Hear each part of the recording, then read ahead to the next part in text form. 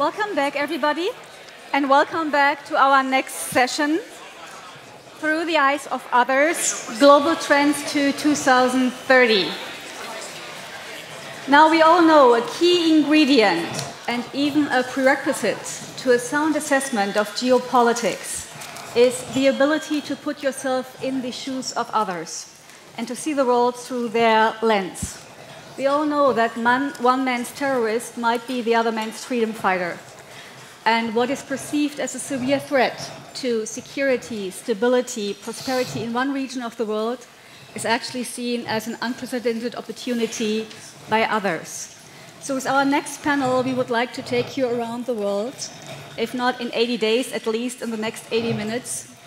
And we want to listen to very diverse strategic thinking on key drivers of change, be that political, economic, social, military. We want to listen to what our speakers perceive as the most likely scenarios of the future.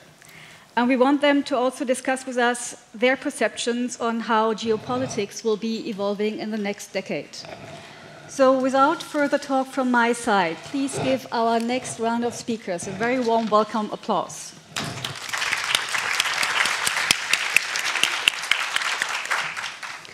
Our first speaker will be Tarek Osman, author, writer, and documentary filmmaker, and also political counselor for the Arab world at the EBRD in London. Tarek, your expertise covers the modern Arab world, Islamism, political, social, economic developments in the region. So please, you're the one and the first to take the floor. Thank you very much. Can you hear me? Because this thing has a problem with me, but if you can hear me, that's fine. First of all, really thank you to be here. It's a great pleasure. And I guess I'm in a slightly difficult position to some extent. You need to use this one. Okay. Thank you, first of all.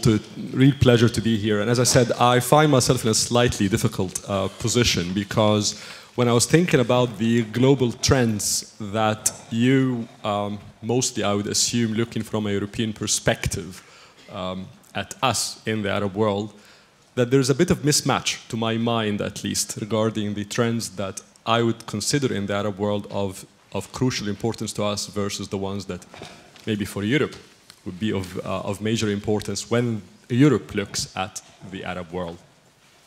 So to start very briefly, when I speak to an Arab audience, we usually find ourselves quickly delving into some philosophical questions. What does it mean to be Arab today, if you'd like? And we start to reminisce about exactly 100 years ago when the fall of the Ottoman Empire and whether we are in a more or less similar moment when the region is being reshaped. We found ourselves discussing the role of religion massively, actually. Islam and Christianity, by the way, Eastern Christianity in our societies. We, of course, look a lot at the socioeconomic challenges.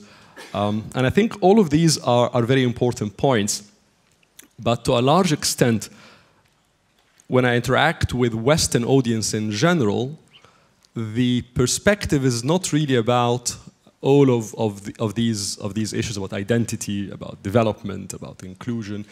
To be blunt, it's about looking at the Arab world as a region of immense problems and how can we, in this case the West, detach itself as much as possible from the West and if not, contain the problems. And I understand that. If I'm Westerner, I'd probably do the same if I look at the Arab world. Europe, however, I think has a problem in the sense of that even if it wanted to distance itself and detach itself from the Arab world, that is probably not possible. Commissioner Hahn in the morning said, geography is destiny. I think also it's very true. And number two, history is destiny. We have at least 1,300 years history with Europe. And I think even if Europe wants to escape, if you'd like looking at the Arab world, it cannot.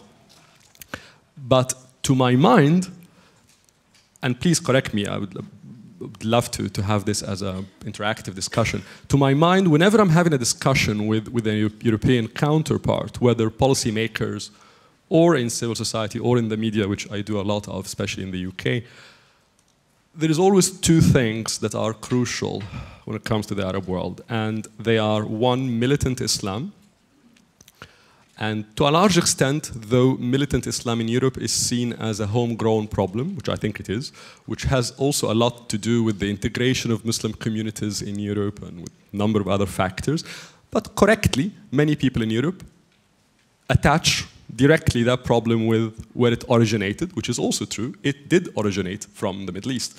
So militant Islam becomes a priority. And two, immigration.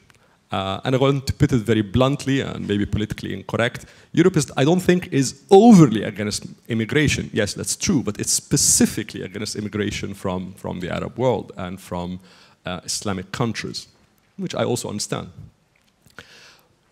What I'll try to do, hopefully in the next 5 minutes, in order not to take too much time, is to try to put forward in front of you other factors that are relevant, if you'd like, that I think are of quite some importance for strategists in Europe when they look at the Arab world, so that the perspective is slightly wider than just the notion of how can we mitigate the problems from that part of the world, and specifically militant Islam and immigration.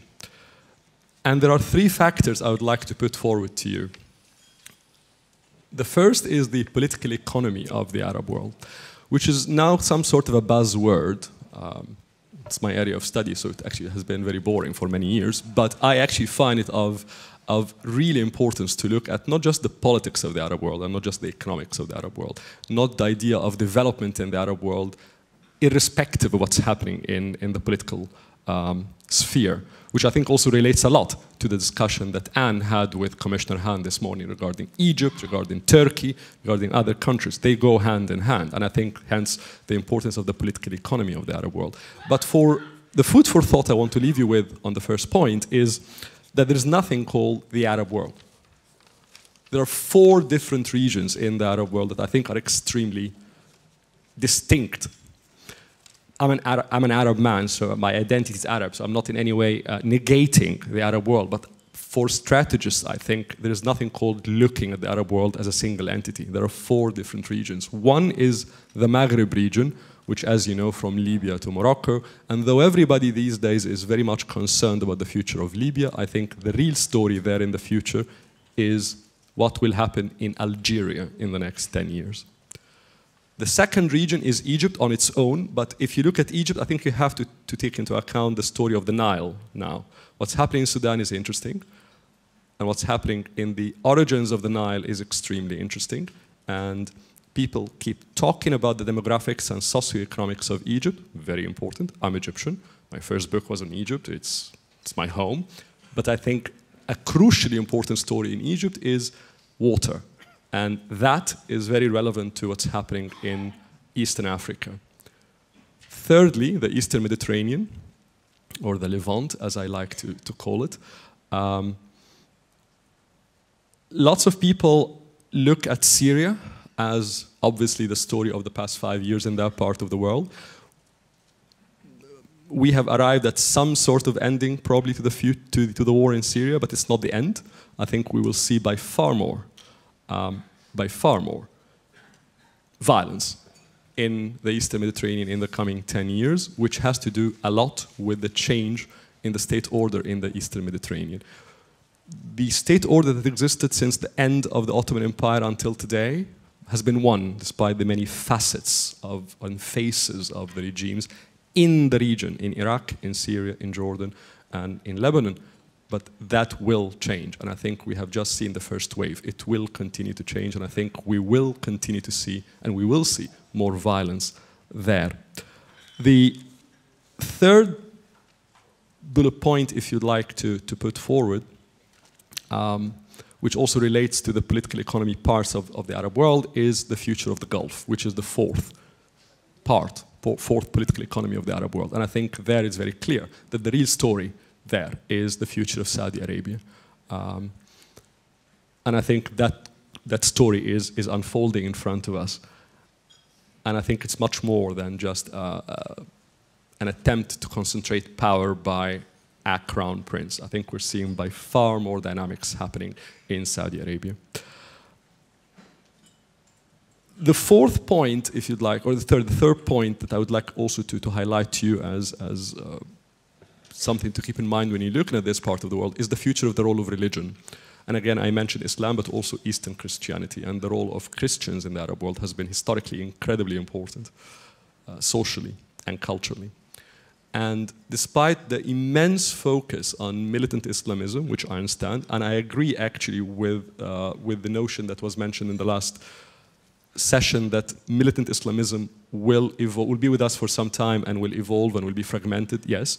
But also what's happening to the future of Islam itself is of immense importance. It's politically incorrect, it's very touchy to go on it, but there is immense theological innovation in both, again, Islam and Eastern Christianity by young groups. And I think we will find the future of Islam itself a crucially important story in the next, I think, 20 to 40 years, which is probably the lifetime of many people in this room. And that will impact the future of militant Islam and will impact a lot the political economy of that part of the world. In order to finish, I'm Egyptian and I can speak forever. Plus I love my voice. But the 2 points I would highlight actually as food for thought on a positive basis for policymakers in Europe. One is, to be very blunt, I'm not sure you have much resources, and I'm not sure you have much stamina, and I'm not sure you have much political will to do much in the Arab world, given all of the problems I've highlighted before. But if there's one thing I would invite you to look seriously at in the Arab world is the business and social entrepreneurship. There's a tendency, people say, oh, look at the young populations in the Arab world. I'm 41 years old. When I was born, the Arab world was roughly 160 million people. Today it's about 340, 350. And people say that's a force for good, that's a force for bad. That's a force for anything you want. It's just young people who will become older in 10 years. But fundamentally, the most important thing is that there is truly a very important and quite sizable business/social entrepreneurship wave in different parts of the Arab world, and you'll be surprised, even in very conservative and very poor parts of the Arab world. I was in Aswan, which is the poorest part of Egypt, actually, 10 days ago, and I spent some time there. And as an Egyptian, I was fascinated. My mom's family comes from that part of the world, and still, I was really fascinated. And I think Europe, I invite you to take a more serious look at that, rather than the geopolitics and the geostrategy and blah, blah, blah. But really, this could make a serious difference on the societies of that part of the world. And the second point I also invite you to take a look at, and not really, maybe not this crowd really, but more of the media crowd, is what's happening in the theological innovation within, again, Eastern Christianity, but primarily Islam. Because I think this is a colossal story that will emerge. It is very much in the sidelines right now for many, many reasons, but I think it's something that will be fascinating in the coming 20, 30 years. And whenever I say this, people tell me, hold on, it's now exactly 1,500 years, 500 years since the Luther and the entire Reformation wave, and Islam is 1,500 years old, and therefore it is exactly the point when Christianity was 500 years, maybe. But irrespective of all of these theological parallels, there is a real interesting religion/social wave that I think will be of immense value and importance to the future of the societies in the Arab world, including, or Middle East, including Turkey and Iran, which will manifest itself gradually into politics. Sorry if I took a bit of long time. Oh, just perfect. Thank you very much, Tarek, and thank you in particular for first pointing out very eloquently the substantial diversity we have in the Arab world. And if you allow me, I would probably challenge your perception that Europe has a containment strategy. I think many of us would probably like to think we have an engagement strategy towards this part of the world. Now, I understand that you say engage more, and I think this is never wrong.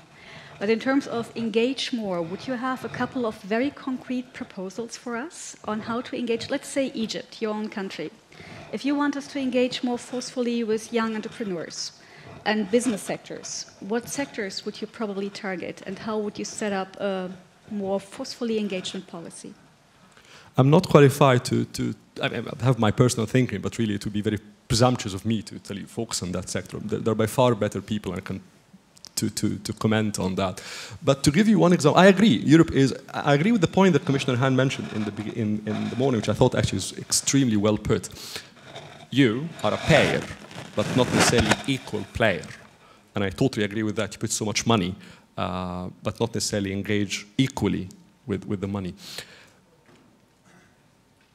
But why I'm saying that is there is a history of supporting European Union money and member states' money, supporting entrepreneurship in the Arab world, and specifically in Egypt, that in the 90s was very much, in my opinion at least, centralized, working with the state, and to some extent had lots of waste around it, to be very blunt. I think right now we are seeing a number of organizations, some of them were mentioned, the EIB, the EBRD, a number of development agencies by member states that are starting to more or less bypass two things. Bypass the state-controlled, if you like, mechanisms in the economy, and also bypass the big centers, Cairo, for example, and more or less are starting to reach out to the regions, starting to reach out to groups such as women entrepreneurs. There's something happening which I think is fascinating, which is real new avenues of access to finance to people who were for decades completely excluded from the banking system. These are very tangible things, and they are typically not as exciting to strategists when they look at the global scenes, but they are tangible and they make a huge difference. And to give you one simple example, I was also very recently looking at something, involved in something that has to do with renewable energy. And the level of financing coming from Europe, actually, to renewable energy projects in Egypt and other parts of Jordan, for example, is extremely interesting. But when you start to look at what does that mean in terms of the ripple effects economically, but socially, in some of the most deprived parts of Egypt or Jordan, the two countries that I have been involved a bit with in the renewable energy domain, it's extremely inspiring. There's lots of potential there, lots of potential. And when you look at the state contribution to these projects is really minimal, to a very large extent just connecting the output to the national grid. But the money is going to private sector, many local communities are benefiting a lot, and most of that is happening in areas that, as I said before, were vastly out of the economic value chains of not just the energy sector in the country, but banking, so many things. That is the kind of intervention that I think makes a big difference, which resonates with the point I mentioned at the end, the entrepreneurship that's happening right now.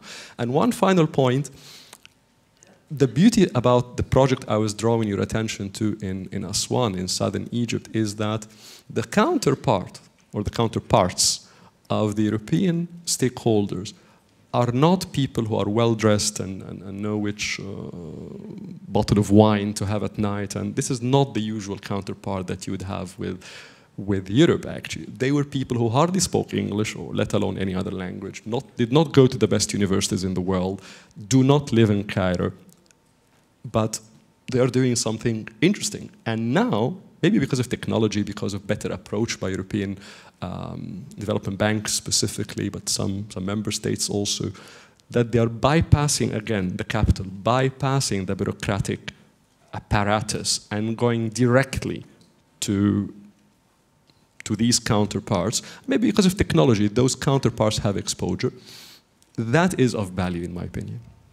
Excellent, thank you so much. And I'm sure access to finance is a key buzzword for many of us, and I'm sure you get a lot of questions on this in the Q&A section. Our next speaker is Dmitri Trenin, the director of the Moscow Carnegie Center. He holds this position since 2008, and he was actually the first Russian national to be appointed to this position. In a former life, he served in the Soviet and Russian armed forces, and back in the 90s, he was a non-NATO senior fellow, the first non-NATO senior fellow at the NATO Defense College. Welcome to the panel, and the floor is yours. Well, thank you very much, Sylvia. It's a privilege and a pleasure. Thank you. You're giving us a very vast subject to cover, so I will only inspect part of it. And since we spoke, or we heard so much about techno stuff, about how digitalization, biotechnology, and other things are changing the world just for the sake of balance. I'll go back to some of the pretty old stuff. Coming from a very conservative milieu, I think you would forgive me for that. I'll talk a little bit about the kind of geopolitics that does not exist in Europe, but is alive and well in the rest of the world. I'll talk about the role of great powers, which I think is something that is clearly central to the world order. Always been, and I think always will be, as long as the present generations are around. I think that the globalized world in which we've been living since the end of the Cold War, and is sometimes referred to as a Pax Americana, is phenomenal in one sense. Most people lay the stress on Americana, and some cheer and some mourn the passing of U.S. domination. I would lay emphasis on the other word, Pax. I think that we have enjoyed a period of time unique in human history when all the major powers of the world were more or less cooperative in their relations among themselves. Again, this is unique, and this is history. My point is that perhaps the most important development of the last decade was the resumption of great power rivalry. And that rivalry, I think, will point the way in which the world will transform itself in the next 10 years, 15 years, and longer. In a way, this is a return to normalcy. I do not suggest that we're going to relive all the tragedies of great power rivalries that, especially this part of the world, witnessed in the last century, in the last 100 years or so. But I'm talking about the phenomenon of rivalry as the most important order-shaping driver in the world.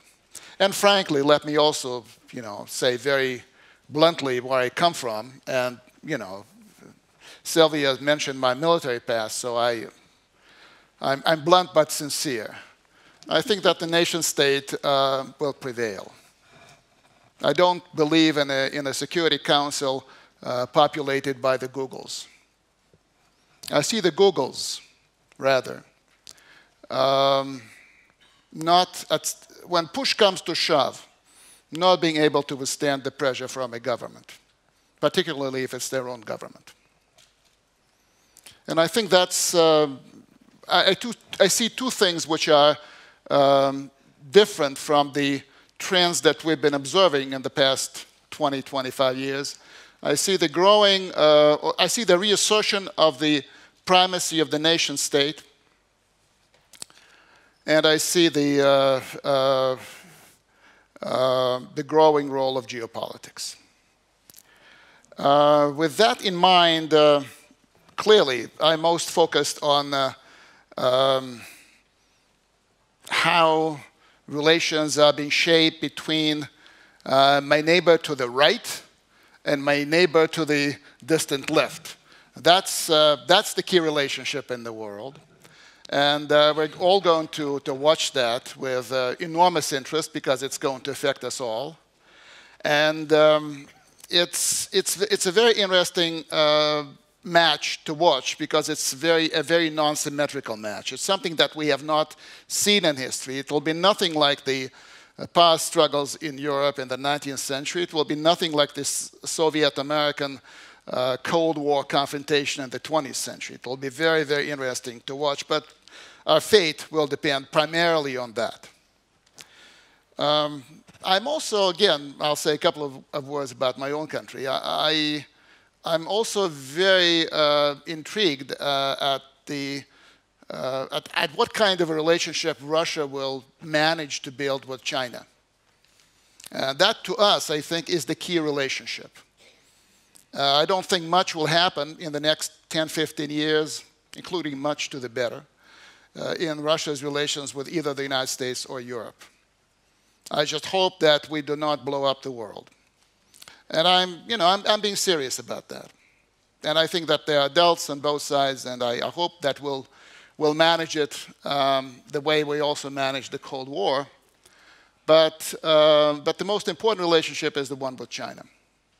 And that is going to shape Russia's future more, I think, than ever in our past. At this point, I would call this relationship, I've been looking for a word to characterize the Sino-Russian relationship, but I haven't found a word in Russian, haven't found a word in English. The closest I ever got to was a word in French. So I would call it entente. It's not an alliance, it's not going to be an alliance. But it's not, I don't think that the word partnership captures it. I'm not sure whether our Chinese friends have the same concept of partnership that Europeans have. But there is an element of partnership clearly there. But I think it's deeper than that. It's more important than that. It's a very unequal relationship. It's a very unequal entente. But that's the trick. That, for us, is perhaps the most important challenge in the future. I think Russia and the United States, as I just said, it's going to be, I think its confrontation continued, unfortunately. The high point of that confrontation will be the next 3 years, maybe the next 8 years, or maybe the next 10, 15 years. A lot depends on the personalities leading the United States and leading Russia. So my expectations are, as I said, pretty minimal. But the interesting thing is that in this world of the 21st century, great powers are no longer dictators. There are other countries that are changing the world in very big ways without any approval from the great powers. There are countries on the regional level. There's emerging continental and global power of India. There's continental, hopefully global power of Brazil on the rise. There's South Africa, which, interestingly enough, as the world is cheering, well, part of the world is cheering the departure of one Robert Mugabe from Zimbabwe, I see it as a very interesting cooperation between the global power China and the regional power South Africa in managing a crisis, a political crisis in a third country. Well done, guys. That's what I can say. But that is an insight into the future. Another insight into the future is what North Korea is doing. It's for the first time that the United States may be deterred from its action, not by another great power, but by a rogue state, if you like, a relatively small regional player. And that changes a lot. And that's not only about the United States. It's not only about North Korea. Again, this is another insight into the world of the future. And you can talk about many other players of notionally a second tier, but countries that are playing independent and increasingly relevant roles in the areas where they live, whether it's Saudi Arabia, whether it's Turkey, whether it's Iran, whether it's Egypt. Finally, a couple of words about Europe. Sylvia asked me how we see Europe from a distance, and I basically said we see triple. We see the European Union, of course, more as an economic entity. We see the alliance, NATO, more as the United States and Europe. But we mostly see the elements, the building elements of the European order, and that's the nation states that have been there for many years, for many centuries, in fact, and will continue to be there. And that is That is the view of Europe. But Europe, I think, it would be, maybe it's redundant to say it, but Europe lives in a world of its own. Europe is far ahead of many other countries and many other things. But the rest of the world is different, and I think will continue to be different from Europe in terms of rivalries, in terms of geopolitics, in terms of balances of power, and many other things. So Europe is truly a normative power sui generis, but it's not a strategic player the way China or the United States are. And I don't think it will be in the next 10, 15 years. And very finally, all major powers will need to adapt and change in order to stay in the game. And the challenges abound. I would say the big challenge in front of the United States is passing from dominance to preeminence. That's the path for the next 10, 15 or more years. For China, this is a passage from being the world's geo-economic power to being the world's geopolitical player, in a true sense of the word, complete with military might and all that. For India and Brazil, it will be from regional to continental to global. And for Russia, if it can make it, it would be to grow an economic and technological dimension to its power base. Again, I don't know whether it will be possible to do in the 10, 15 years, but I would certainly hope that Russia will make it. And very finally, great power rivalry in the 21st century, unlike in the 19th or in the 20th, will not be decided on the battlefield. It will not be decided in relations among the great powers. It will be decided by each and every major power at home. So let me stop here. Thank you very much, Dmitri, for this blunt and I would say also kind of gloomy perspective on our joint future. We will hear more on China from Professor Shulong. So let me focus on another aspect of your perception on the future, rivalry, a future of rivalry. I think many analysts in Europe would say that if there is a shift from cooperative order to rivalry, it was probably initiated by Russia's moves into Georgia in 2008 and in Ukraine a little bit later. If you really see this future for all of us, clear-cut geopolitics, national interests, and rivalry as the guiding principles, how stable will this order be for all of us? How stable? How stable? I think it will be sufficiently stable for all of us to survive. But it'll be an interesting period of time, which means that we have to be on our guard, we have to be careful. Sometimes you talked about Georgia and Ukraine, and I take your point.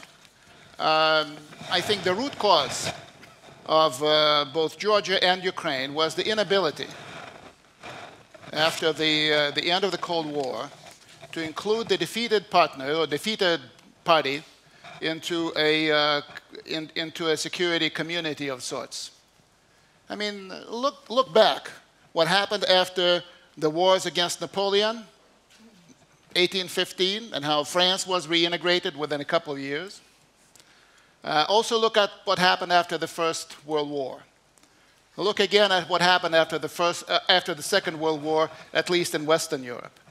And look what happened after the Cold War. So I think the lesson is very clear. If you don't want to have more bitter rivalries, then you better integrate call it the defeated party. If not, then after a while, if that defeated party is strong enough, and I think a lot of people were surprised by the resilience of Russia, then you will have to hear from that party again. That's what happened. As I said, I think that we will still manage it, but we will have to base the relationship on a totally different foundation, both between Russia and Europe and between Russia and the United States. Thank you, Dmitri, and you beautifully prepared the ground for our next speaker, Professor Shulong, who teaches at Shansu University in Beijing. and is the director of the Institute for International Strategic and Development Studies. Your field of expertise is extremely broad. It's international relations, global development, Asian security, US foreign strategy, and China policy. And I will stop here because the list is very long. Professor, you have the floor. Thank you. Thank you, Chair. Thank the invitation. I'm going to talk global trends towards 2030. First, it's not my view, but my leadership view, my government view. And the view given by President General Party Secretary Xi Jinping a month ago at the 19th Chinese Communist Party Congress, somebody mentioned this morning. And he gave us 4 major points about his and the Chinese government understanding about the global trends. First is economic globalization. Second is multipolarization of power structure of the world. Third is social information. Last is cultural divertization or diveralization. I don't know which word is correct. This is not new. His predecessor, President Hu Jintao, gave this understanding 5 years ago at the 18th Party Congress. So this is a continuation of Chinese official will. And the balanced power trends, Chinese understanding, I mean official understanding, the world goes to multipolar. This understanding has been there in Beijing for a long time, since President Jiang Zemin in later 1990s. So far, 4 generations of Chinese leadership, 3, Jiang Zemin, Hu Jintao, Xi Jinping, all of them talking about the multipolarization. Look at the world, let's see 5 major players or play greater power, play a very important role in global affairs, including economic security, climate change, or almost everything. That is US, EU, China, Russia, and Japan. And the Chinese government supports, see this as a positive trend because the Chinese leader government believe that the multipolarization is good for global stability, democratization of international relations, and development. But some other Chinese, including me as an academic understanding, we are not totally agree with the government understanding, including the economic globalization. We believe globalization is globalization in all areas. But the Chinese government for decades insists there is only economic globalization. There is no other globalization because China is different from other countries in terms of political system, ideology, values, and maybe others. So they reject globalization in other areas. And from academic study, multipolar system may not be stable for the global peace according to history. And some believe, I think those small number of scholars very much followed by American studies, some European studies, that the trend of balanced power of the world is not multipolar, but it's new bipolar. That is US and China in future as 2 superpowers, at least in economic size. Last year, the GDP of US is 18 trillion, more than that. China is 11 trillion. And the third is Japan, it's less than the half of China, less than 5 trillion. So at least when you talk economic, there is no multipolar system. Certainly you put the EU, it's more than 18 trillion. So there's 3 powers that the GDP are higher than 10 trillion. But some argue that the European sometimes like acts as a whole, many times as 28 or 20-something nations. So this is the balanced power. The next important to Chinese understanding global trends is to define the rise of China and its implication. Official view that according to President Xi Jinping last month at the Party Congress, that China will be basically modernized by 2030, the year you said, as a global trend understanding. That's exactly the goal, national goal, set by Xi Jinping last month at the Party Congress. Basically modernized in 13 years by 2030. Then second major goal for Chinese long-term development is to become full modernized and become a developed country in terms of per capita GDP by year of 2049. This is a long-term Chinese national goal laid down by Deng Xiaoping in 1980s. So Chinese government, Chinese people have followed that goal. That's the second. And Xi Jinping for the last couple of years called it, that's a Chinese dream, China dream.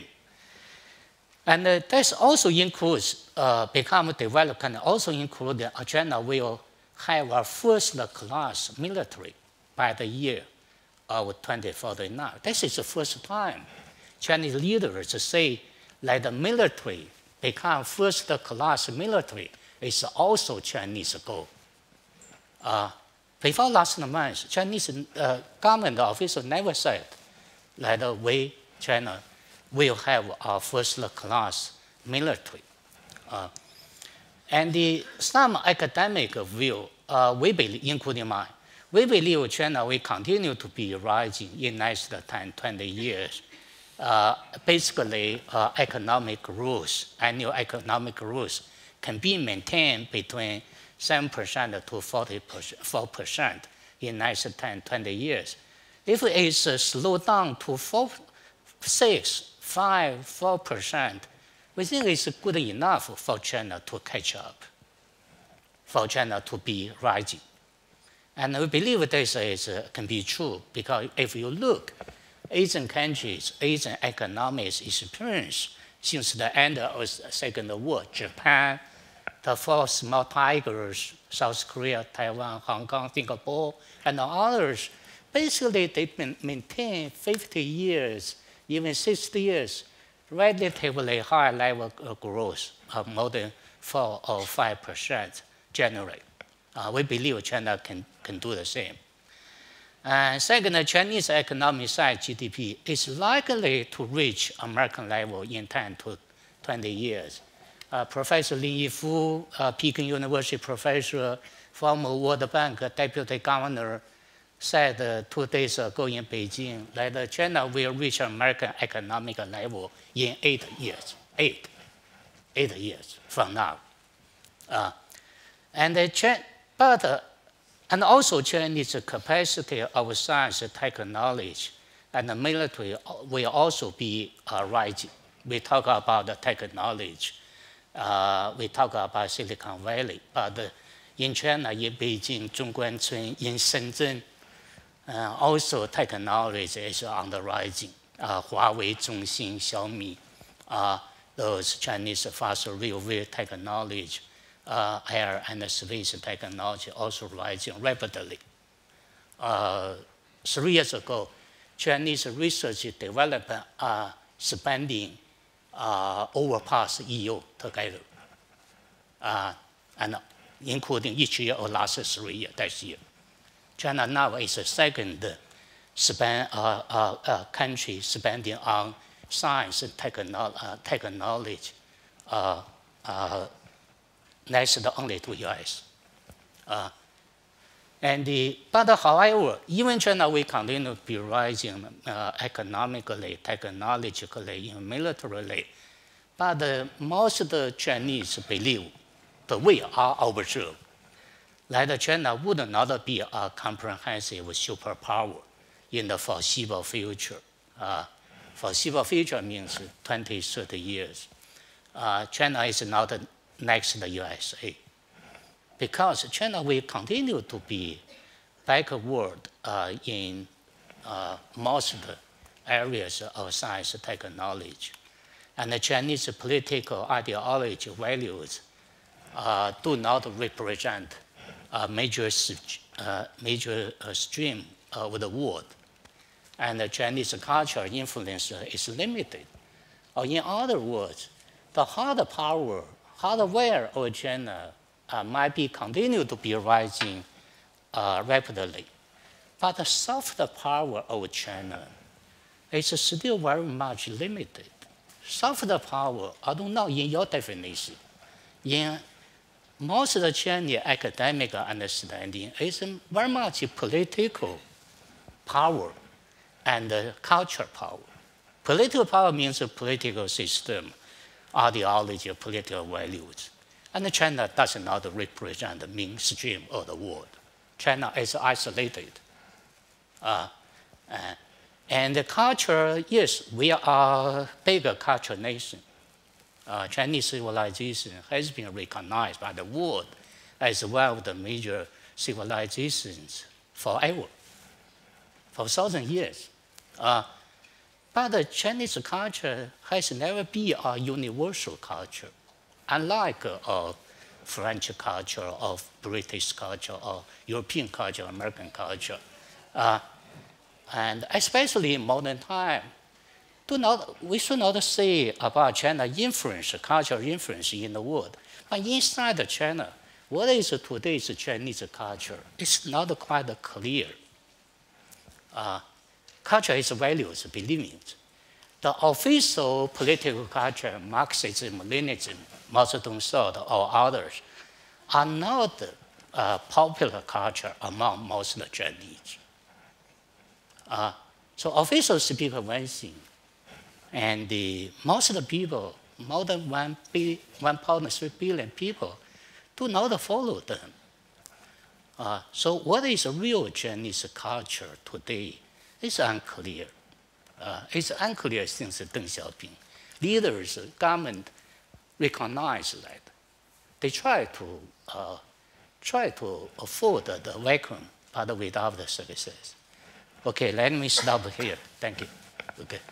Thank you very much, Professor. Thank you very much, especially for also pointing to the huge diversity of opinion in China, because I feel sometimes China is seen as monolithic in terms of strategy, and I found it very interesting how you somehow opened up this picture for us. Before I move to our next panelist, could I quickly ask you, I think we all know that President Xi's speech last year in Davos was warmly welcomed in his strong commitment to multilateralism. Yeah. At the same time, you know that there are concerns about big projects like One Belt, One Road, or Chinese investment in strategic investment in European companies. Yeah. Do you understand this very mixed approach to China's view on how you want to develop as a stronger pillar of the international order? I think to President Xi Jinping and the Chinese government, or some Chinese, they do want to make China becoming a global power. But how global power means to them is not quite clear.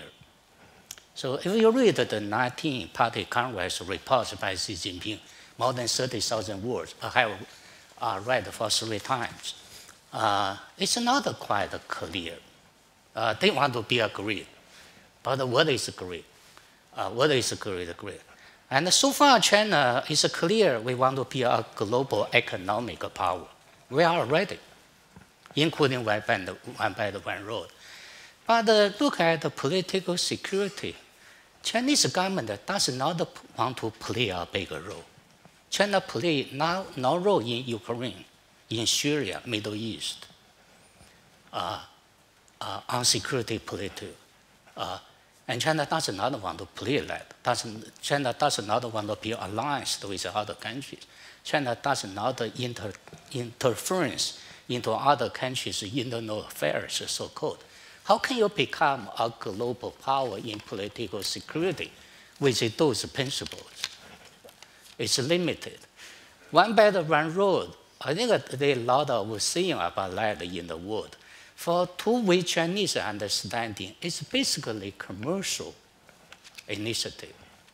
We want to business, infrastructure, factory buildings, and other export investment around China, including European, the far away around China, those developing countries, so-called six. They said, yes, when you do more business, you are increasing your ties, commercial ties with others. You certainly will get a greater political influence, cultural influence that we want. But there's no clear political security strategy for that. Because certainly you cannot have very much a political security influence with so many countries, more than 60 of them.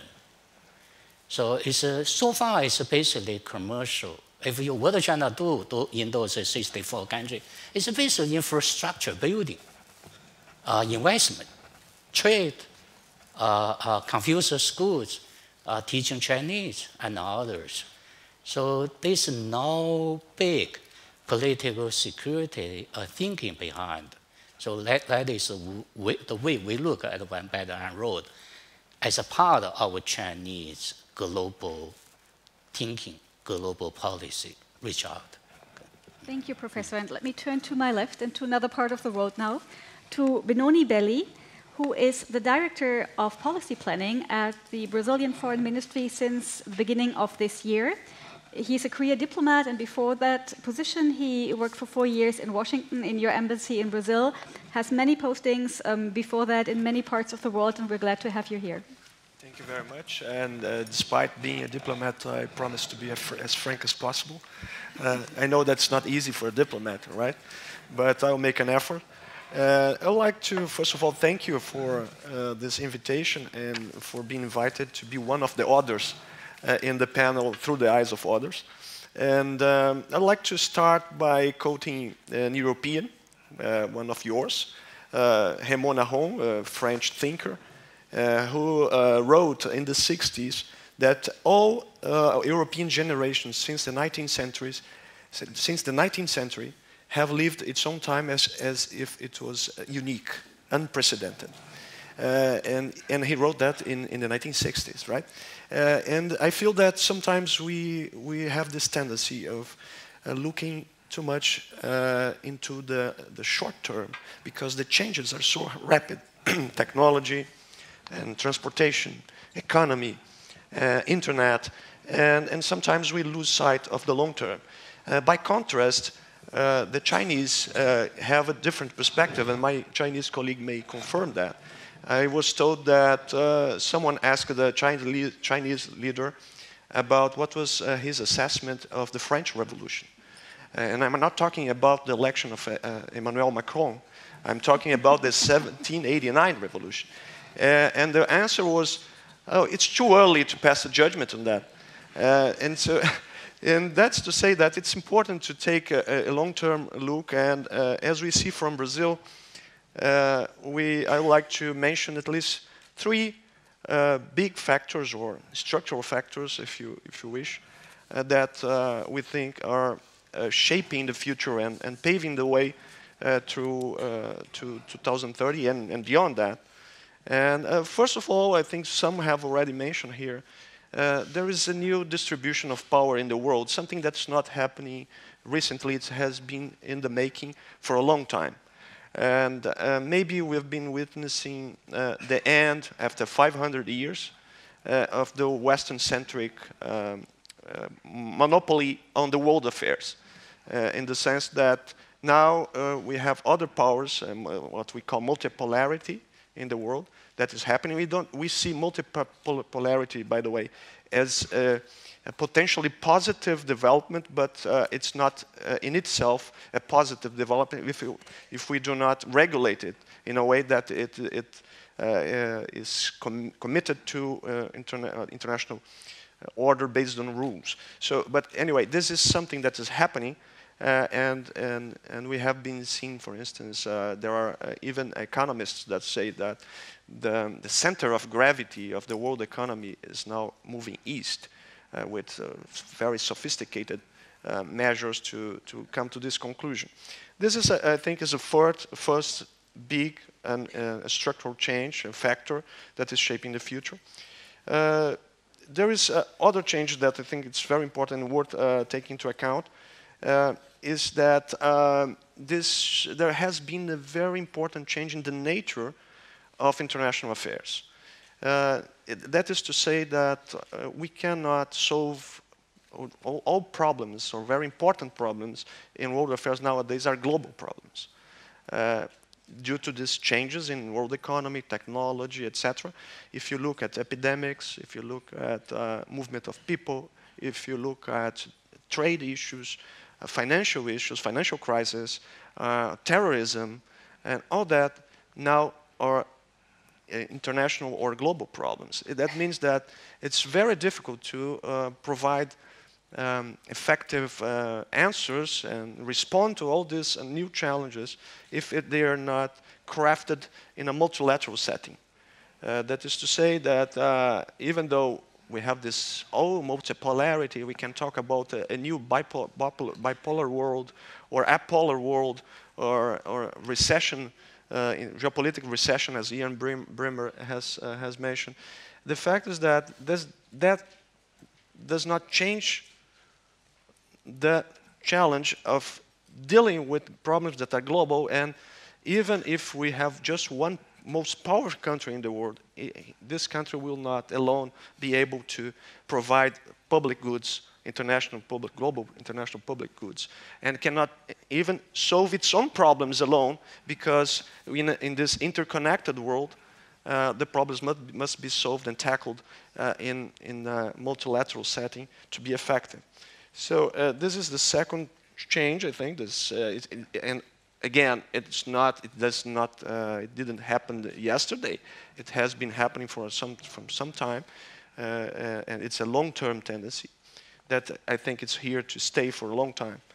And the third is maybe less structural, but it's not least important.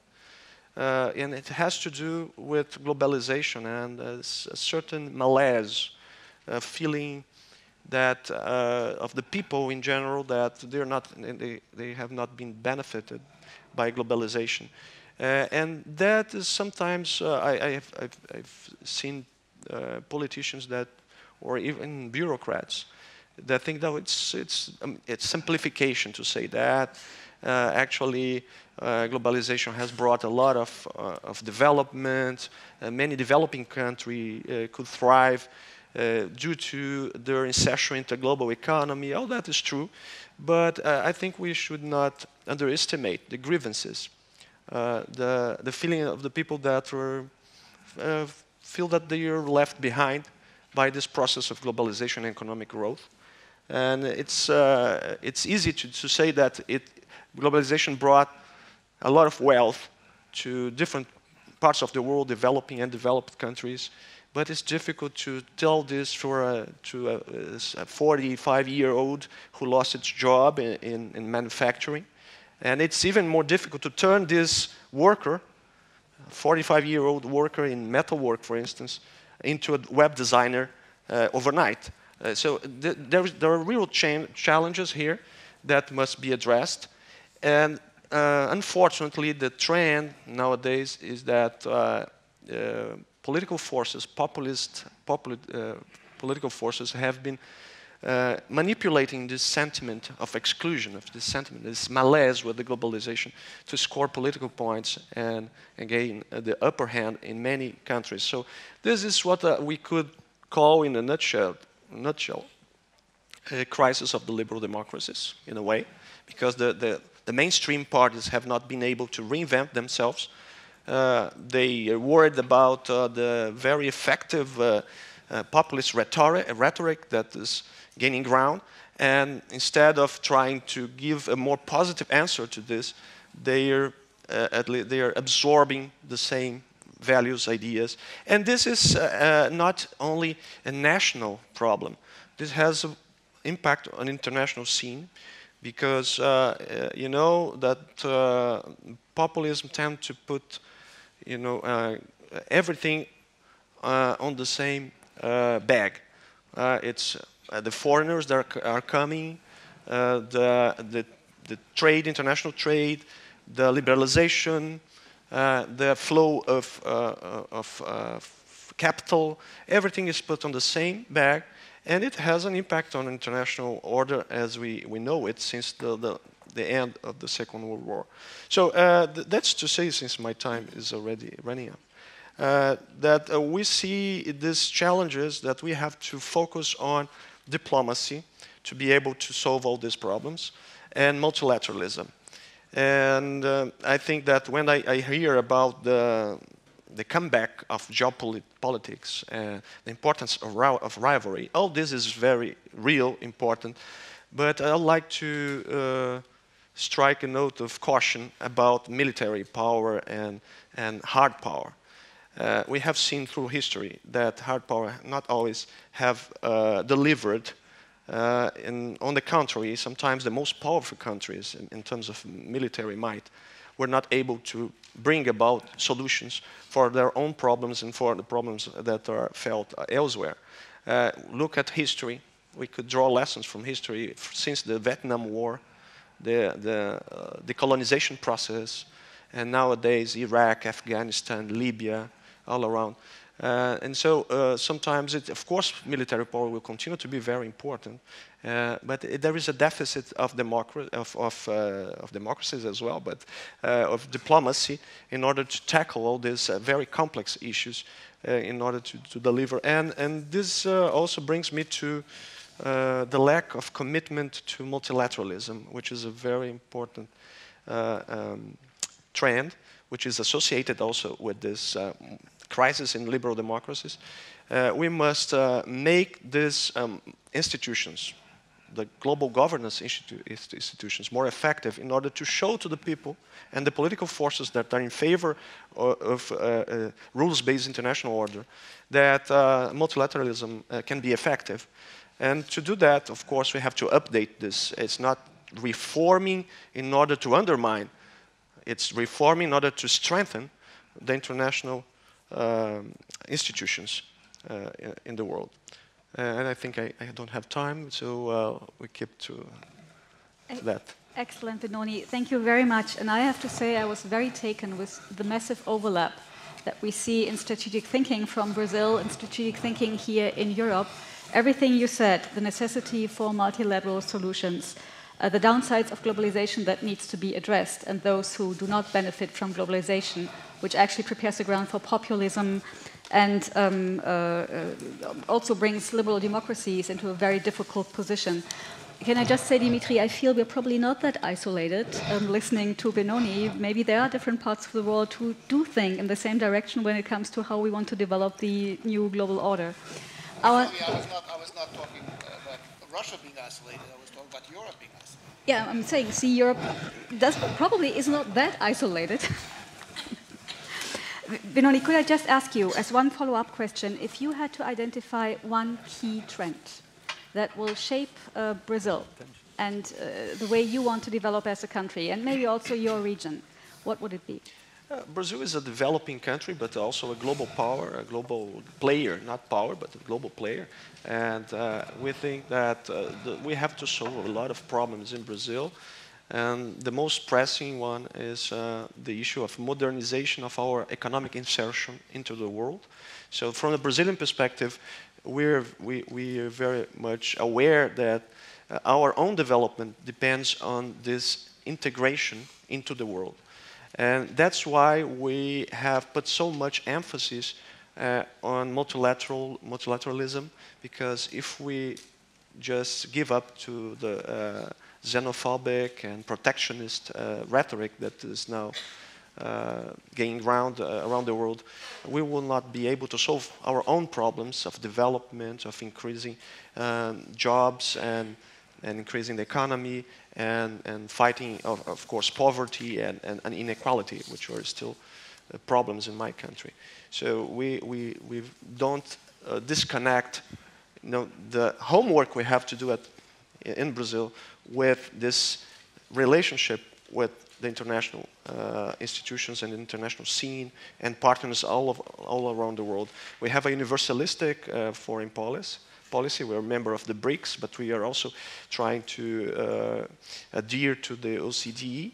So it shows that Brazil is a very unique animal, I would say, because it's a developing country that at the same time has a lot in common with, in terms of values, of aspirations, with Europe, for instance. But at the same time, we know that we have to deal with a new reality in the world. The rise of China, which is nowadays our main trade partner, and also the withdrawing of other countries and powers from the world. They're showing that they are not as committed as they should be, in our view, to international rules and institutions. So this is very worrisome, and we are in the business of trying to ensure that global problems are solved in an effective way through the strengthening of international schemes and international governance. Excellent, and I think your remark on powers withdrawing prepares the ground for our next panelist, John Feiner. I didn't mention the US. John Feiner, until very recently Chief of Staff and Director of Policy Planning at the US Department of State. John has had this position until 2017, and previously he worked 4 years at the White House, including the National Security Council. And in a prior life, he was a reporter who actually reported from some of the hottest spots in the world, including Gaza, Russia, Georgia in 2008, Israel, Lebanon, and Iraq. John, the floor is yours. Thank you very much, Sylvia, and thanks to ESPAS. It's an honor and a pleasure to be here.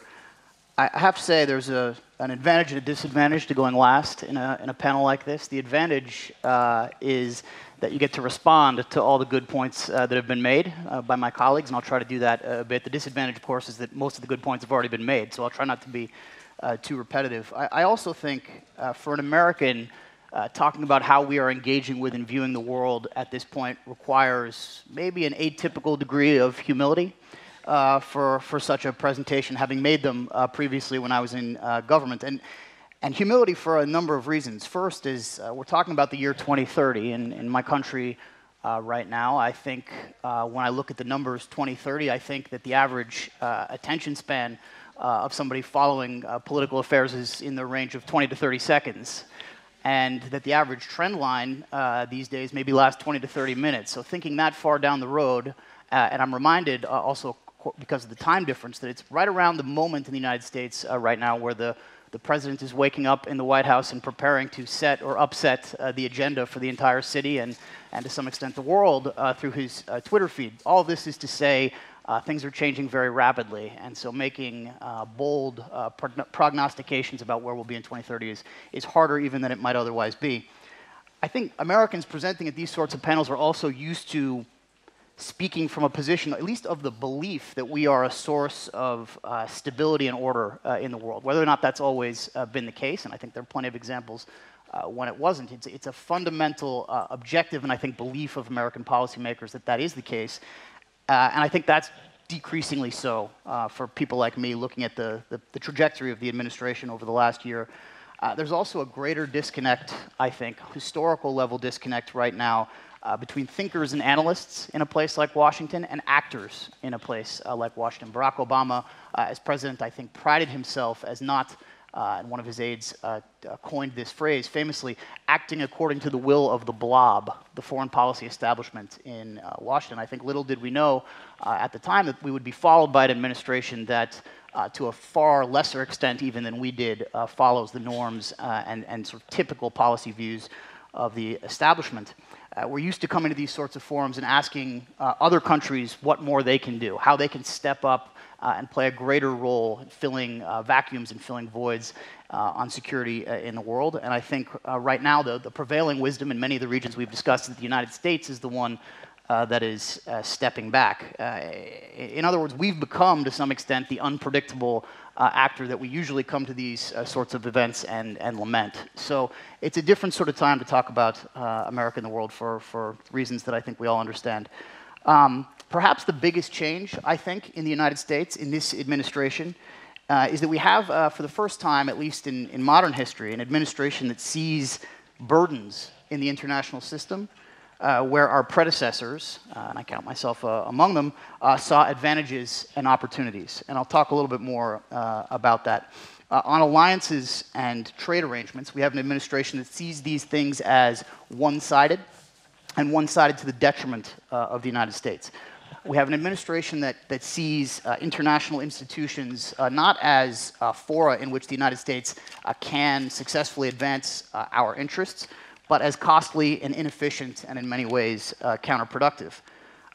Rather than a system built by us, and to an extent we don't often talk about or have not historically often talked about for us, we see a system that this current administration tends to view as providing essentially charity and benevolence to the rest of the world from the United States. Now, versions of these arguments have existed for a long time in our political discourse. You probably even heard some of them from President Obama and others during the time that I served. But they always presumed, I think, a degree of burden sharing, a degree of presumption that the United States would continue to lead on big global issues, and I think those presumptions are much less self-evident now than they were. Now, what sort of worldview leads to these thoughts, these conclusions? I'm going to read a quote, and it goes as follows. "The world is not a global community, but an arena where nations, non-governmental actors, and businesses compete for advantage. Rather than deny this elemental nature of international affairs, we embrace it." Now, this is not, as you might suspect, Thomas Hobbes writing in the 17th century, but these are the architects of American security and economic policy today. H.R. McMaster, the National Security Advisor, and Gary Cohn, the Director of the National Economic Council, writing this May in the Wall Street Journal, describing, I think, to the greatest extent we've seen it laid out, the worldview of this administration. Now, what are the results that flow from a worldview like that? I think there's some that are obvious and expected. The withdrawal, or at least the declaration of the intent to withdraw from the Paris Climate Accord, the shaking and potentially unraveling of the Iran nuclear deal, injection of a degree of uncertainty into our alliances in Europe and in Asia, a dearth of real energy and effort and vigor on traditional diplomatic initiatives and peacemaking. All of that, if you paid attention to the Trump campaign, I think you cannot pretend to be surprised by the way in which they are governing.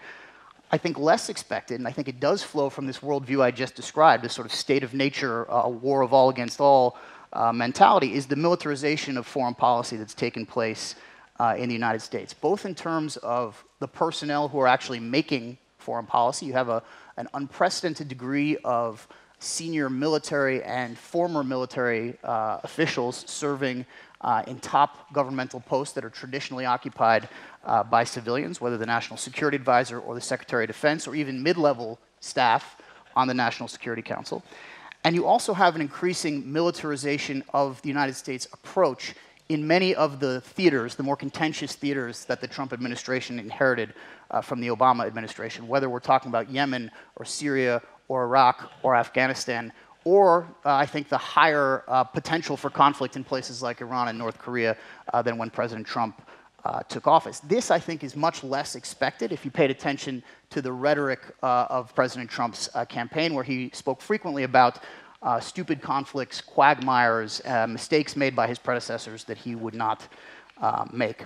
So how did all this happen? A few thoughts. And I think this reflects some of the thoughts presented by my predecessors on the panel as well. One is, I think we started to take the international order in the United States for granted. And like with all things that one takes for granted, we stopped maintaining it. We stopped defending it. I think to some extent we stopped even really understanding ourselves what the value of it was.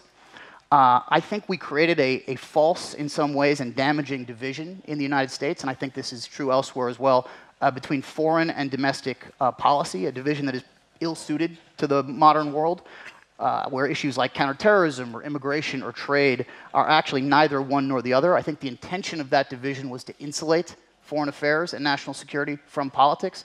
I think it actually had exactly the opposite result. It made foreign affairs and national security very vulnerable to political actors who didn't really understand the terms on which they were engaging.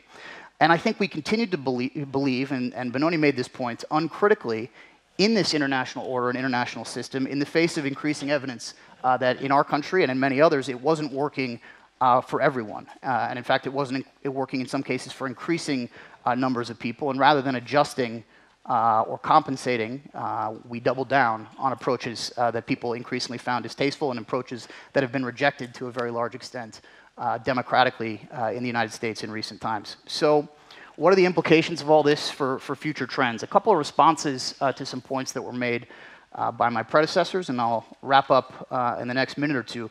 First of all, I think Dmitri made a very valid point about the United States having to shift from a mindset of dominance to preeminence. I think that's exactly right. I would say, though, I think this shift really took place about 10 or 15 years ago. And if that was not in your mind in the aftermath of the invasion of Iraq and what happened after 2003, then I think people were sort of missing the boat. So I think this shift, at least in the minds of some Americans, has already taken place. I was interested in your notion of Russia as a defeated party. And the United States not sufficiently integrating Russia as a defeated party into the modern world. I would put that again slightly differently. I don't think Russia was defeated in the World War II sense in which Germany and Japan were defeated. And I think in some ways that's part of the challenge of integrating Russia, is that it could not be dictated to in the way that other countries were. But I think Russia's decline, even if it was not defeated, is ongoing and is something that the United States and the rest of the world is going to have to continue to grapple with, and we can talk about that more in the Q&A. I also wanted to respond to some things that my Chinese colleague said. I think one of the huge strategic disadvantages the United States has going forward in its dealings with China that it did not have in its dealings with the Soviet Union during the Cold War is that the West and the United States is not the only appealing model to people around the world in the way that it sort of was during the Cold War. During the Cold War, there were very few people who wanted to live like Soviets or wanted to live in the former Soviet Union. These days, I think that is no longer really the case when you talk about the distinction between China and the US, particularly given, I think, the perception of the chaos inherent, I think, in some democratic systems in Europe and the United States. So all of this is to say, actually, that I think China does have soft power. It may not be cultural power in the traditional sense in which that term is understood, but this Chinese model has increasing appeal, I think, to people around the world of a more authoritarian political structure and more freewheeling economic structure, especially in contrast to some of what they're seeing in Europe and the West. And maybe I'll leave it at that. I have some other thoughts that we can get to in the Q&A. Thank you very much, John. And we now have 15 minutes left. And to the benefit of our audience, who has been very, very patient, I will probably not come back to you with a question, but open up to all of you. I could see strong reactions when our speakers spoke, and I'm sure you will have questions to them. Thank you very much. Thank you. Thomas Arnold from DG Research and Innovation. This morning we've heard about Europe's efforts to export stability. Now, if we look at impacts of climate change related issues like water, food security, how will this impact Europe's endeavor to export stability rather than to import instability? And is this only an issue for Europe? Or how do the other places in the world see the climate security nexus? Thank you. Thank you very much. Would you like to pose this question to all of our panelists? Or yes. To all? Maybe we collect one or two more. Over there, I'm sorry.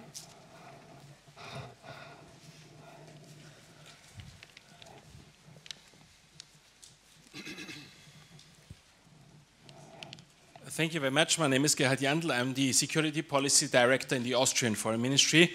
And I have a question which goes particularly for our Chinese colleague, Professor Chu, and to our Russian friend, Dmitri Vasilyevich. You mentioned North Korea only very, very briefly. Could you go a little bit more into the details, how you see the developments regarding North Korea? Thanks. Thank you. And over there, maybe our last question. Thank you. Heather Graby, Open Society European Policy Institute. Thank you very much for helping we Europeans to look at ourselves in the mirror. It's something that typically countries, people living on complicated continents with lots going on, don't do very much. Could you tell us how you see the EU's normative agenda? In the rest of the world, is it something that is just a European luxury, which is not really essential for its prosperity, or is it a fundamental part of building that prosperity? I'm thinking about rights, I'm thinking about rule of law, thinking about the community of law that underpins the EU. How important is that as seen as part of the EU's success? Thank you. Maybe we start with you, John. Sure. Thank you. So on climate and security, this is sort of a tale of two cities, a tale of two administrations in the way you would answer this question. I can answer this question the way a typical Obama administration official would answer it, which would be to say that the security argument is one of the primary drivers of what I think was a fairly assertive, aggressive, engaged approach to global climate change, culminating in the Paris Climate Accord. It was a big part of how we made the argument for what we were doing both publicly and to more skeptical parties inside the United States, particularly in Congress and other places.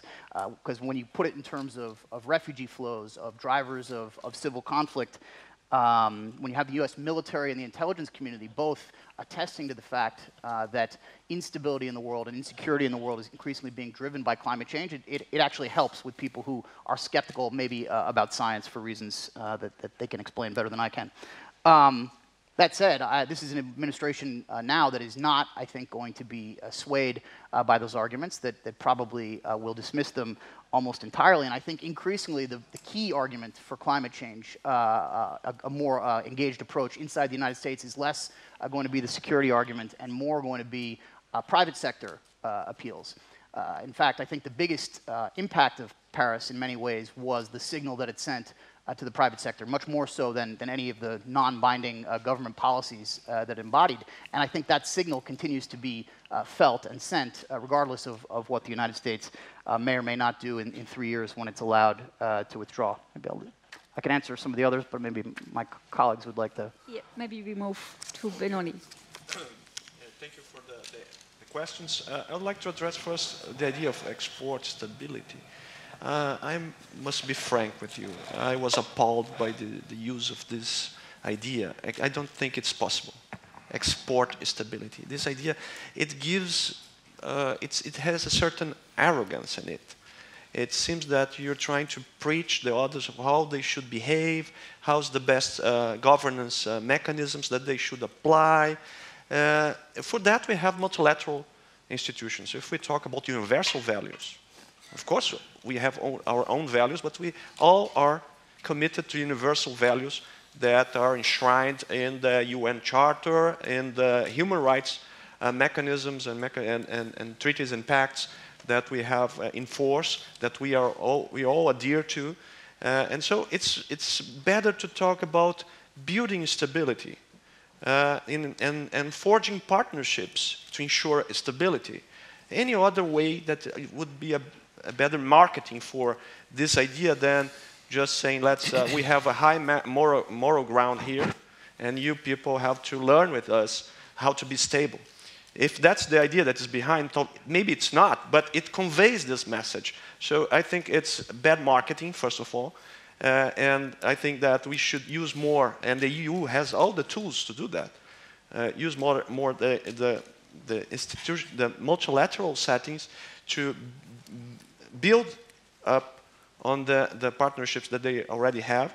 And actually, I think when we talk about stability, what comes to our mind maybe is the conflicts, armed conflicts, and the use of force to introduce some kind of stability. Even at the UN, we have this kind of reasoning. And stability has to do with, it needs an integrated approach that connects more security elements with development, with the promotion of rights of people, of access to food and water, and all this is integrated. And I can't think in a better setting to do that than through the UN agencies and the United Nations. That's why we still believe in Brazil that the UN should be reformed and strengthened.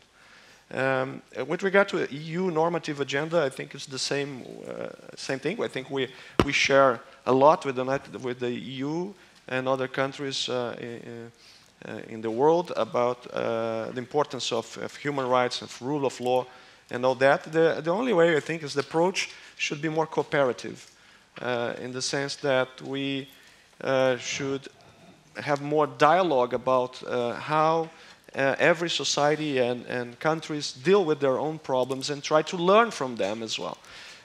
Because sometimes we think about a normative agenda as something that we are the model for the rest of the world. I think that nowadays no country, and I'm not talking only about the European Union and their individual countries, all countries, not one could be a kind of role model for others nowadays, because we all have problems. We have to forge a progressive alliance between those who believe in universal values, in human rights, in democracy, in rule of law, but in a way that is not just to impose, but to gain, to win hearts and minds, first of all. Because this would help the cause inside our own countries, if we can do that at the global level. Thank you. Thank you, Benoni. I like winning hearts and minds very much. Tarek, over to you. Let me, I'll try to attend to the question that Heather mentioned, actually, because it's probably very relevant to the Arab world. Typically, when we engage with Europe, you find that it's geopolitics a lot. And to be very blunt, I wrote it a number of times, I think Europe has been missing from the geopolitical scene of the Arab world, probably since de Gaulle, I think, realistically, to be my view at least. And I think the experience of Libya in specific was not particularly very helpful to Europe's re-entry into the geopolitical scene. And one of the points I tried to mention when I spoke at the beginning is that in my assessment, I might be wrong, you are the experts, but in my assessment, Europe does not have, at this stage, the resources, the stamina, or the political will to engage seriously into the serious geopolitical issues into the Middle East. The US is different, NATO is different, but Europe does not, to my assessment at least. But where Europe can really do a lot of good is exactly what you mentioned. All of the issues that revolve around the normative agenda, which are very relevant to the political economy agenda I tried to emphasize early on. But two sub-points, if you'd like. One, I tried to end my first intervention saying that I think, which was also partly an answer to Sylvia, there's one way to engage in this or with this normative agenda in a classical way or in an innovative way that bypasses many of the blocks, many of the barriers that have always been there. And I think I tried to explain that early on. So I do agree with you totally. The normative agenda, at least in the Arab world, is of major value, provided it is implemented in an intelligent way, innovatively, as opposed in a very classic way. My second bullet point is a slight disagreement, actually, with Benoni. I see the semantical issues regarding Europe telling the world what it should like. And I don't care much about semantics at this stage. I think there are many people in the world who do recognize the immense success that the European experiment has been in the last 60, 70 years, especially in the Arab world. I always joke with my Arab colleagues saying the Arab League was formed before the Arab Union. I think the European Union is slightly more advanced today. But what I'm trying to say is, irrespective of the semantics, the word stability, exporting stability, in my view, has value, especially in the Arab world. Stability in the Arab world right now is a long sought for issue. But it's not about the semantics, whether you say we export stability in order not to import instability. The point is, the more you give the ingredients of stability, which are very much linked to your normative agenda, I think the more Europe would have real leverage and clout, and I think it will be appreciated, irrespective of the semantics around it. Thank you, Tarek. Thank you very much. Dmitri? Well, if I can take the issue, take up the question about North Korea. I think it's reasonably clear what North Korea wants, nor the North Korean regime. I think that they're very brutal and very dangerous, but I also think that they're pretty rational in what they want, how they're getting there, and I think it should be clear that they want to have nuclear deterrent vis-à-vis the United States. It's not clear how the United States will respond to that.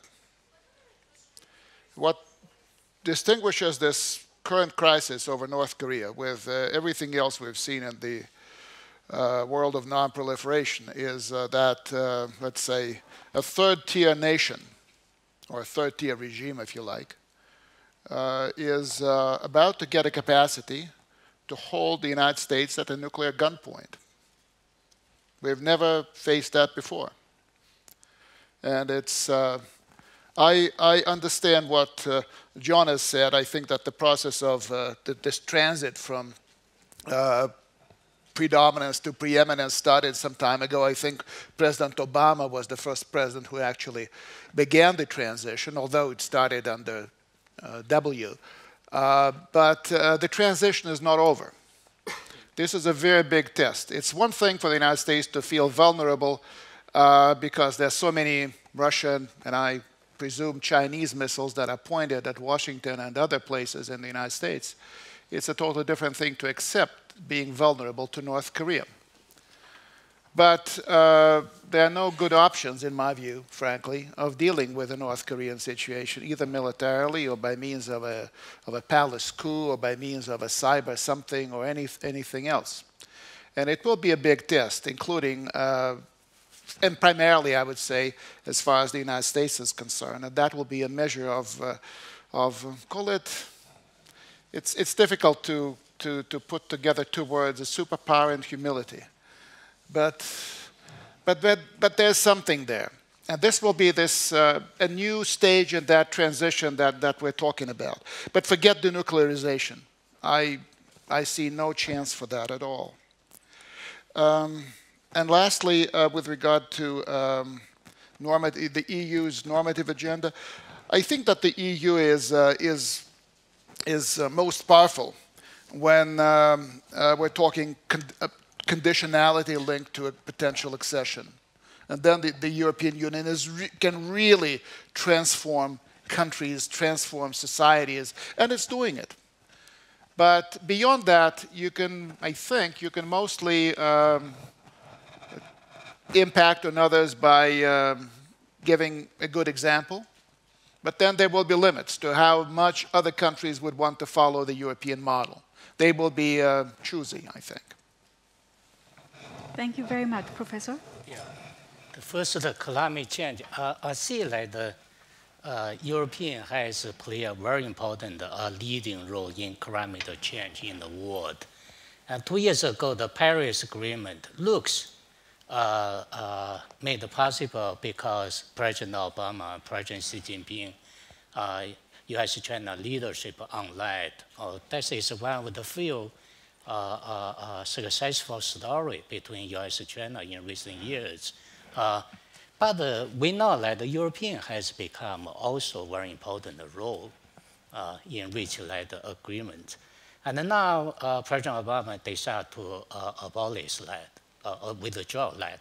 So I think the European role is become more important now in the future to maintain the global work on climate change. And as a whole, I see European role as a third question.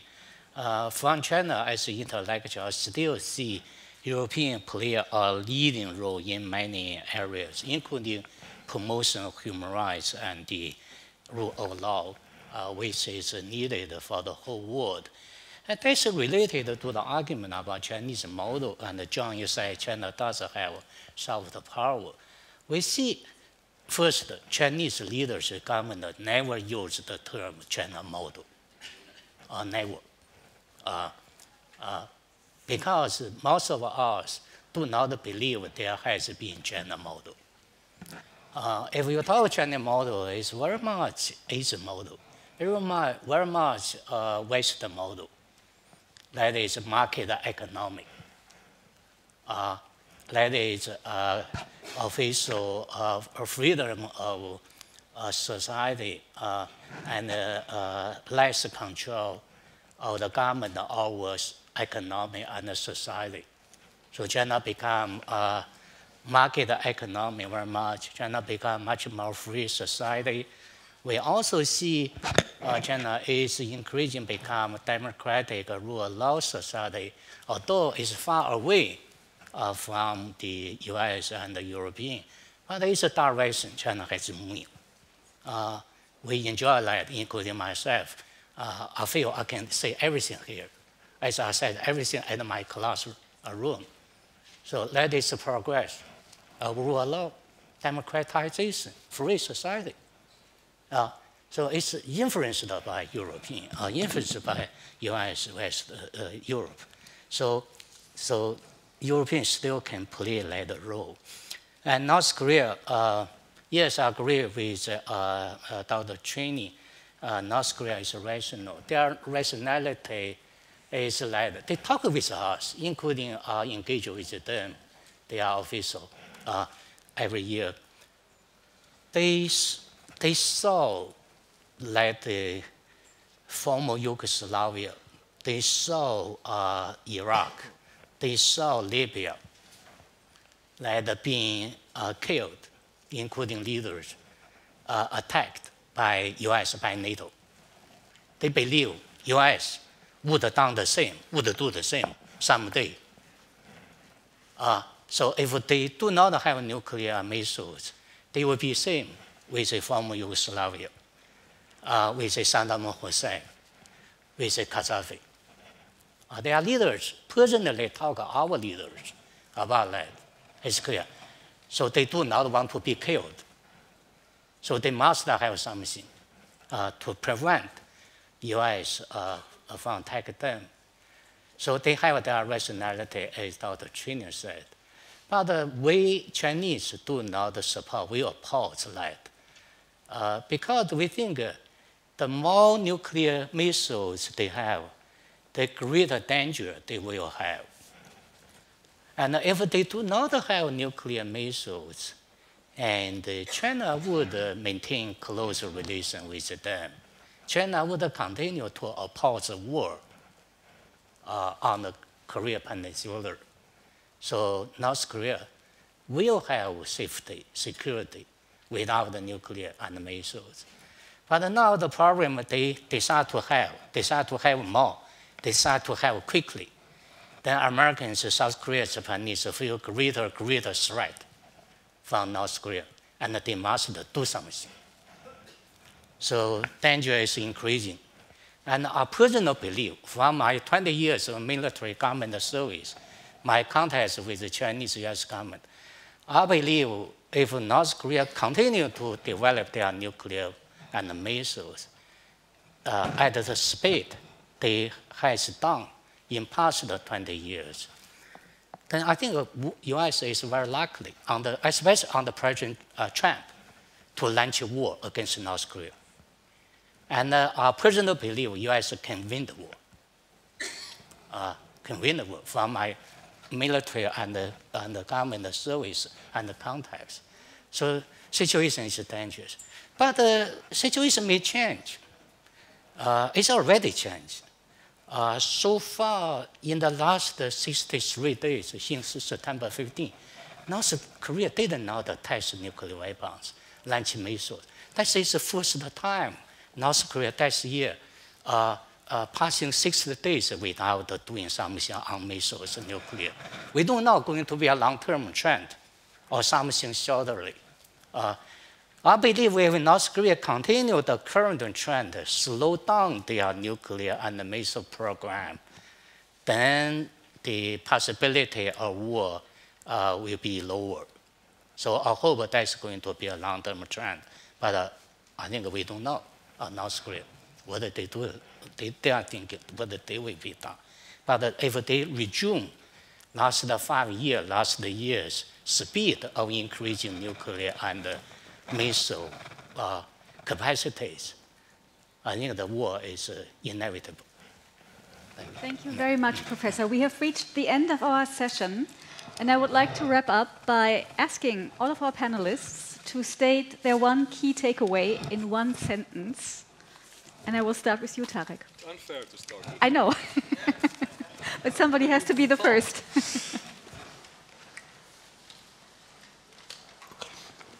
I learned a lot, really, but it was the first time for me to hear a Brazilian perspective. So for me, that was really very educational. But I'll leave it at that, because there really is so much. Thank you very much. Dmitri, one sentence.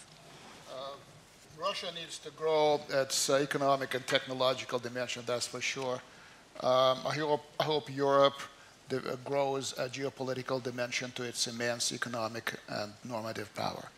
Thank you. Professor, would you have one sentence for us? One sentence. I think since we're talking a longer-term trend, we should really think in long term, more than 10 or 20 years. I think if we think long-term trend, I think I'm sorry, it's more than one sentence.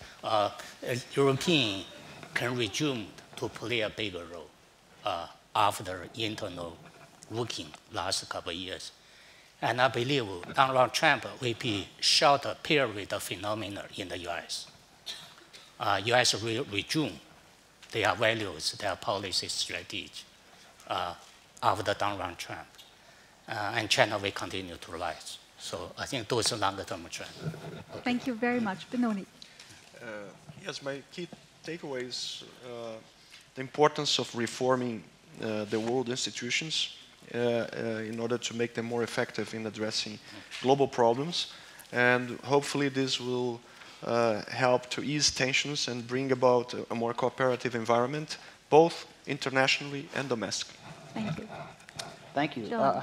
So for the Europeans in the room, which I guess is most of you, I think two very important takeaways are that when it comes to the normative agenda and when it comes to the defense to the extent it's needed, and I think it is needed, of what we currently consider to be the international system with appropriate reforms that don't eviscerate it, it really is Europe that are the last ones standing for those two principles, at least as a major priority in terms of their approach to the world. I don't think you're going to find much support from countries that are less status quo oriented, like Russia, like China, and increasingly, by the way, like the United States. And I think where I'll leave it is that I think there's a big open question about whether this current moment that the United States is going through is an historical aberration. I think some of my former colleagues in the Obama administration see it that way, that the arc will eventually bend back, that we will revert to what has been at least the post-war mean in terms of America's engagement. But I don't think there's any guarantee that that's the case. I think that is in some ways the big question in the United States that's unanswered now and that will be answered in the coming years.